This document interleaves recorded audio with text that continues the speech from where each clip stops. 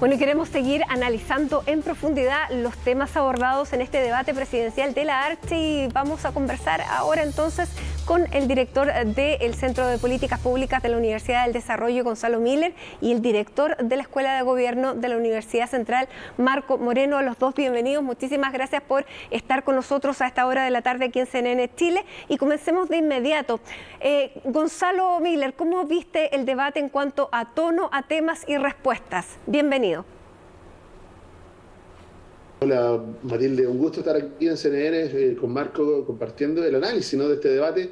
Yo te diría que la radio tiene una gracia. Se pudieron tratar casi todos los temas con algún grado de profundidad, ¿ah? Y tuvimos una larga lista de temas, además. Y lo segundo, que me pareció muy interesante, la mirada regional, que hasta ahora no la habíamos visto. Una mirada más regional, con periodistas de región haciendo sus preguntas, y yo creo que esa interacción estuvo muy bien.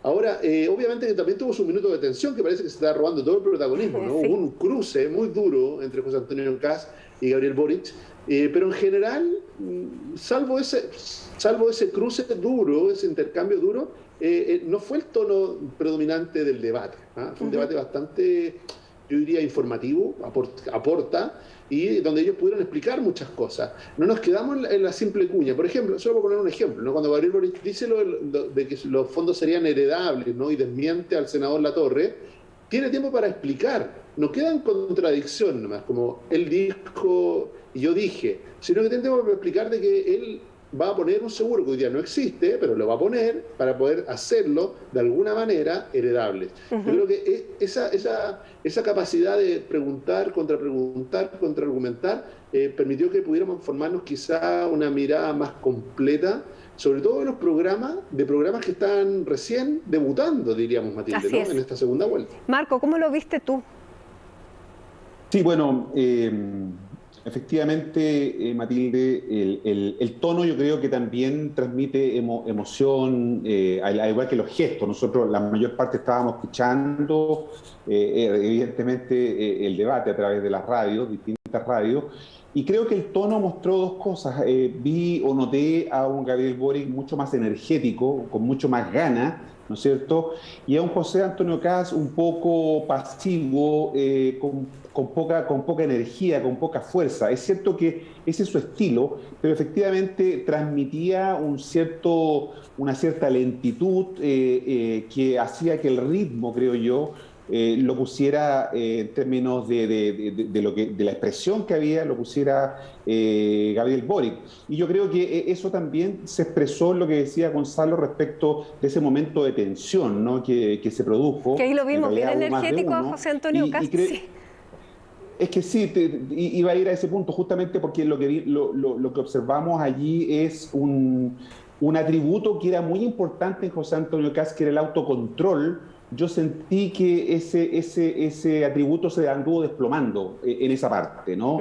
Porque lo noté muy confrontacional, muy agresivo, ¿no? Es cierto que en la comunicación política estos elementos forman parte de ese proceso, pero noté un cierto descontrol, ¿no?, que no había visto antes o no había escuchado antes con Antonio Kast, porque, como digo, ese era un atributo que sentí que se anduvo erosionando en el debate de la Archi. Bueno, les quería preguntar por eso, porque ha sido tal vez una de las cosas más comentadas de este debate, Gonzalo y Marco.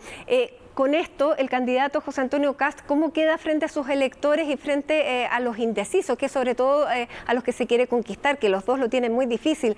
¿Es un punto para José Antonio Kast o es un punto en contra? Marco. Bueno, como siempre, Gonzalo. Como siempre en los debates, Matilde, creo que aquí, como solo tenemos dos alternativas, ¿no? Y claramente la polarización nos está llevando a que la gente se pronuncie por uno de los dos polos. La mayoría de la gente que está escuchando ya tiene una opinión formada y son parte de eso. Así como quizás los debates de primera vuelta fueron muy decisivos, hoy día yo me costaría encontrar los más decisivos, salvo algún error garrafal que hasta ahora no he visto en los candidatos. Marcar el tono de lo que son sus mensajes, ¿eh? Han estado un poco más en eso que en realmente... y yendo al punto de lo que hace José Antonio Kast, yo creo que hace un cambio de ritmo, ¿no? Porque es verdad, lo marca muy bien Marco, cuando dice, en general él maneja un tono muy tranquilo, muy acompasado, con un ritmo que te va como envolviendo, ¿no es cierto? Como con una tranquilidad. ¿Ah? Puede ser exasperante también, ¿no? La tranquilidad frente al contenido. Pero transmite esa tranquilidad, ¿sí? Como que nada lo saca de su lugar, nada lo saca de sus casillas, pero muestra un cambio cuando de alguna manera enfrenta a Gabriel Boric, que le había dicho varias cosas a José Antonio Kast, y él reacciona y le pone encima de la mesa el tema de la acusación por acoso, ¿no? Y ahí Gabriel Boric reacciona, sobre todo porque existe esta confusión entre el abuso y el acoso, que después es lo que se arrepiente José Antonio Kast, cuando le dice perdón, le dice no era abuso, era acoso, pero deja instalado ese tema, lo que pone muy incómodo a Gabriel Boric, porque más allá de la buena disposición que él siempre ha mostrado frente al tema, lo que es una realidad es de que sigue siendo un tema como que no está resuelto, ¿no? Como que queda ahí. Eso ha sido, donde ¿cómo lo ven ustedes? Sí, como un error por parte del comando de Gabriel Boric de no haber aclarado de qué se trata esta situación, que para muchas personas pueden imaginar una cosa tremendamente dramática, otras minimizarlo. ¿Qué es lo que debieran hacer frente a este caso cuando la respuesta que se da desde ellos es que no quieren volver a someter a la persona denunciante a una situación incómoda, que la respetan? Pero ¿quién pierde ahí? Marco, ¿cómo lo ves? Bueno, el manual dice que en estos casos uno debe transparentar rápidamente cualquier situación de este tipo, ¿no? Le pasó a Sebastián Sichel con el tema de los retiros, ha pasado también de alguna manera, ¿no es cierto?, cada vez que un candidato no dice con claridad una situación. Claro, pero en este caso es algo bien delicado que no se sabe cómo abordar. Sí, justamente yo creo que debía haber sido muy clarificado en un principio, ¿no? En la medida que se vaya manteniendo, efectivamente te abre un flanco. Pero lo que había sido un fair play respecto de eso, ¿no? Y que no lo habíamos visto en José Antonio Kast, habla probablemente de algo de desesperación también que estamos observando en esa candidatura. Creo yo que hay dudas, hay preocupación, ¿no? Y por eso entonces vemos a un José Antonio Kast que recurre a una carta que siempre tiene costos también, porque efectivamente él puede usar eso. Recordemos que cuando el periodista Ramón Ulloa le pregunta sobre aumentar las atribuciones del presidente de la República, él dice que está dispuesto a eso, entonces el periodista le responde, bueno, eso es lo que hacía la detención en lugares no autorizados, era lo que hacía la DINI y la CNI, lo descompone, ¿no es cierto?, de alguna manera, y eso va generando de alguna manera, creo yo, salida de control, ¿no?, que tuvo José Antonio Kast. Y en el caso de la acusación, justamente, o plantearle el tema de esta situación de abuso, lo que yo veo también es otra expresión más del descontrol, ¿no? No era lo habitual que habíamos visto, por eso digo que es un atributo, ¿no?, que se desploma de alguna manera o se erosiona fuertemente en el debate. Otro tema que también ha marcado discusiones más que ya las pasiones que desata estos dos temas que claramente han sido la tendencia, fue lo que harían con el tema de los camioneros, el tema del impuesto al diésel y los ferrocarriles, donde uno queda apoyando al gremio, el otro no. ¿Fue una buena manera de resolverlo para José Antonio Kast, Gonzalo? Mira, yo creo que lo que dice el manual, como dice Marco, primero, frente a un tema que es complejo, sea la acusación por acoso, o sea el tema de los camioneros, cualquier tema, tú tienes que tener una respuesta. Sobre todo porque nadie puede haber estado muy sorprendido de que ese tema estuviera puesto arriba de la mesa. O sea, a nadie le sorprendería que se volviera a repetir el día lunes, ahora en televisión, algo parecido. Lo que uno esperaría de los candidatos es que ya tuvieran una respuesta completa respecto de eso. Ahora, yo creo que José Antonio Kast lo que hace es toma el tema de trenes. Yo creo que ambos lo toman de una manera bastante, me atrevería a decir, liviana, ¿eh? Esa es la verdad. Lo toman casi como un amuleto el tema de trenes, porque cuando uno le pregunta un poco ya, ¿dónde es el primer tren? No hay respuesta. ¿Cuánto cuesta? No sabemos.